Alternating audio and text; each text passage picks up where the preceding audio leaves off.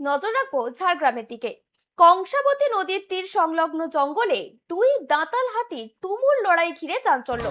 বাদগড়া গ্রাম পঞ্চায়েতের সাতপাঠি এলাকায় দীর্ঘদিন ধরেই দুই হাতির মধ্যে সংঘর্ষ চলে। হাতির লড়াই দেখতে ঘটনাস্থলে ভিড় জমান বহু মানুষ। খবর পেয়ে বন দফতরের কর্মীরা ঘটনাস্থলে পৌঁছে পরিস্থিতি নিয়ন্ত্রণে আনার চেষ্টা করেন। সাধারণ মানুষকে নিরাপদ দূরত্বে থাকার আবেদন জানানো হয়েছে।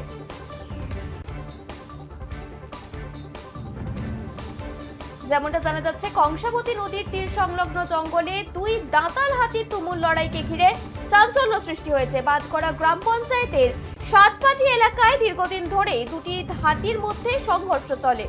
হাতির লড়াই দেখতে ঘটনাস্থলে ভিড় জমান বহু মানুষ। আর খবর পেয়েই বন দপ্তরের কর্মীরা ঘটনাস্থলে পৌঁছে পরিস্থিতি নিয়ন্ত্রণে আনার চেষ্টা করেন।